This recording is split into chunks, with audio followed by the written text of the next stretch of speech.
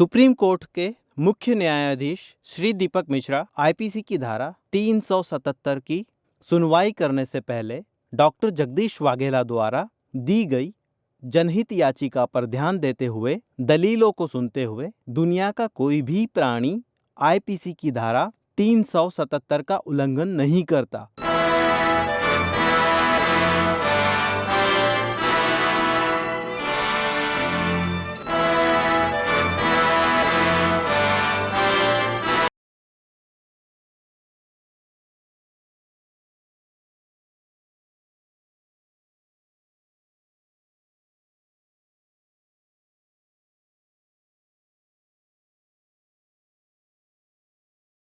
The international problem film और series को लेकर किसी भी प्रकार का वाद विवाद होता है तो मैं doctor Jagdish Vaghela film the international problem के लेखक, निर्माता, निर्देशक होने के नाते मेरी जिम्मेदारी होगी।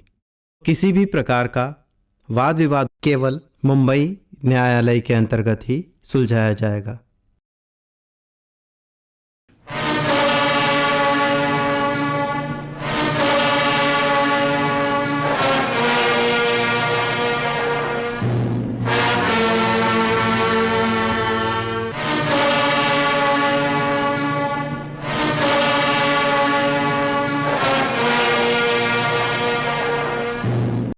सुप्रीम कोर्ट समलैंगिकता को अपराध बताने वाली आईपीसी की धारा 377 के अपने फैसले पर पुनर्विचार करेगा।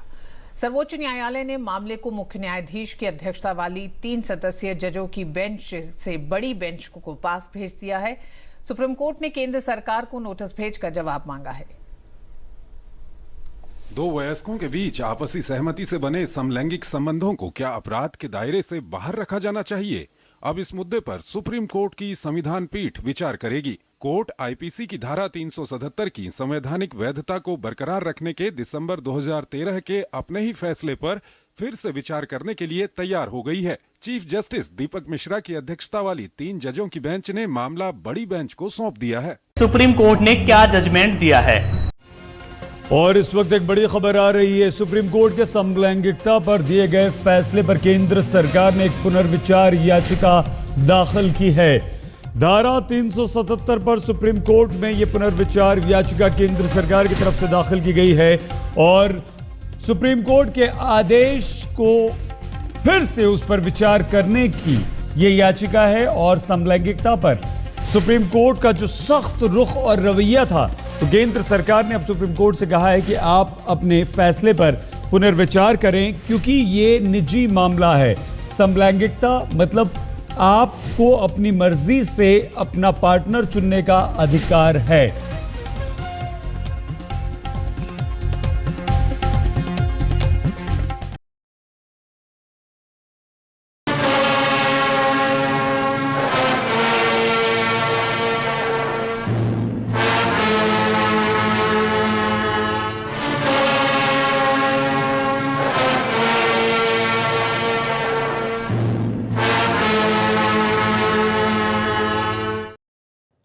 सुप्रीम कोर्ट के मुख्य न्यायाधीश श्री दीपक मिश्रा आईपीसी की धारा 377 की सुनवाई करने से पहले डॉक्टर जगदीश वाघेला द्वारा दी गई जनहित याचिका पर ध्यान देते हुए दलीलों को सुनते हुए दुनिया का कोई भी प्राणी आईपीसी की धारा 377 का उल्लंघन नहीं करता। केंद्रीय फिल्म प्रमाण बोर्ड भारत सरकार द्वारा फिल्म द इंटरनेशनल प्रॉब्लम को यूनिवर्सल यू प्रमाण पत्र देकर शिक्षाप्रद फिल्म का दर्जा दिया।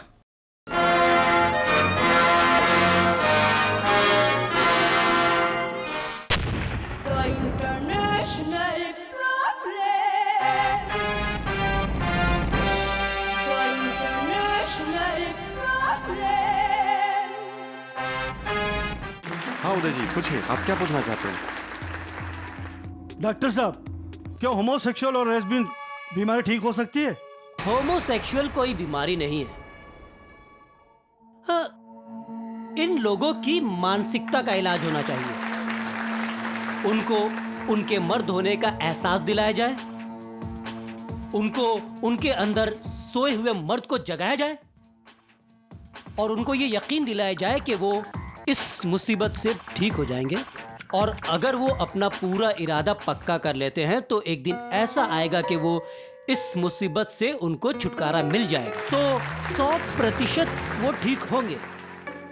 ये मेरा दावा है। यही सारी बातें लेस्बियन पर भी लागू होती हैं। अगर वो ठीक होना चाहे तो वो भी ठीक होती हैं। दुनिया के किसी भी धर्म में, किसी भी जाति में, किसी भी समाज में होमोसेक्सुअल जायज नहीं है। जो लोग इसको प्रोत्साहन दे रहे हैं उनकी मानसिकता का इलाज होना चाहिए। बाबा जी, आपने 2013 में बोला था कि अगर धारा 377 हटा दी जाए तो आप देश भर में आंदोलन करेंगे। फिर आप हर चैनल में जा के आपने समलैंगिकता के खिलाफ बोला था। आपने कहा था योगा से इसको खत्म किया जा सकता है। अब जब सुप्रीम कोर्ट ने धारा 377 सेक्शन 377 को हटा दिया है तो आप बिल्कुल चुप। क्या हो गया? सुप्रीम कोर्ट के सामने मुझे अड़ाना चाहते हो? नहीं, क्या नियत क्या है आपकी? पिछली बार तो आप अभी सुनो, हमें अभी अगली बात। एसके तिजारावाला जी ने केस डाला था, इस बार केस भी नहीं डाला। केस मेरे बिहाफ पर डाला, मैं बोल रहा हूं ना, और मैं आज भी इस बात के लिए तैयार बैठा हूं यहाँ पर। सुप्रीम कोर्ट के ऊपर टिप्पणी करना ये हमारे देश के जो है तासीर के, हमारे मूल्य असूलों के खिलाफ है, एक बात। दूसरी बात, सुप्रीम कोर्ट ने निर्णय दे दिया तो सारे लोग यहाँ पर बैठे हैं अपनी छोरी के साथ ब्याह करेंगे। करोगे? सुप्रीम कोर्ट ने निर्णय दे दिया अपने लड़के का लड़के के साथ ब्याह करोगे? या आप बता दो, अभी शादी हुई कि नहीं हुई है? नहीं हुई तो तेरा छोरे के साथ ब्याह करा दूं, कर लेगा? बावड़ा हो रखा है। प्यारे भाइयों बहनों, ना मैं नेता हूं, ना अभिनेता हूं, ना समाज सुधारक हूं। मैं एक साधारण सा डॉक्टर हूं। पिछले 25 वर्षों की प्रैक्टिस में HIV के कई मरीज मेरे संपर्क में आए। मैंने उन्हें नजदीक से देखा, उन्हें जीवन से निराश होते हुए देखा। मैंने एक ऐसे मरीज की मौत को देखा, घर परिवार वाले लाश को छूने को तैयार नहीं थे, जो लाश उनके अपने लाडले की थी। मैंने एक परिवार की मौत के बारे में पढ़ा था। HIV के मरीज ने बदनामी के डर से बीवी बच्चों की हत्या करके खुद आत्महत्या कर ली। पीछे कोई सुसाइड नोट भी नहीं छोड़ा। उनकी मौत एक रहस्य बनकर रह गई। ऐसे किस्से कभी कभार सुनाई पड़ते हैं, जबकि हकीकत इसके विपरीत है। आज से करीब 20-22 वर्ष पहले HIV के कुछ मरीज मेरे संपर्क में आए। वह आज भी मेरे साथ हैं। उन्हें देखकर कोई ये सोच भी नहीं सकता कि ये मरीज HIV के शिकार हैं। यह संदेश आप तक पहुंचाने की कोशिश इस फिल्म के माध्यम से कर रहा हूं। साथ साथ IPC की धारा 377 के बारे में इस फिल्म में प्रकाश डालने की कोशिश की गई है। धारा 377 को लेकर कोई वाद विवाद होता है तो इस विषय पर सुप्रीम कोर्ट में सुनवाई चल रही है। हमें सुप्रीम कोर्ट के फैसले का इंतजार करना होगा।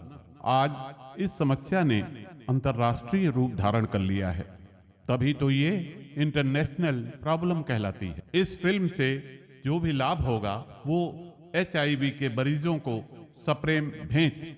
धन्यवाद।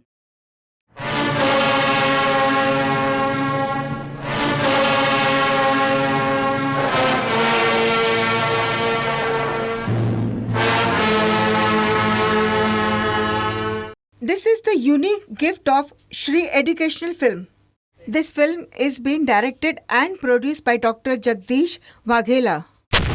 The international problem. The international problem.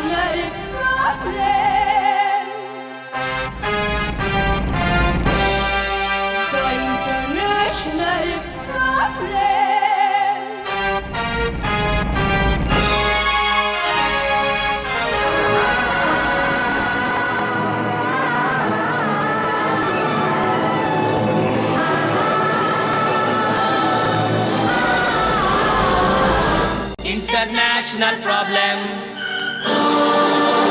International problem. International problem. international problem. International problem.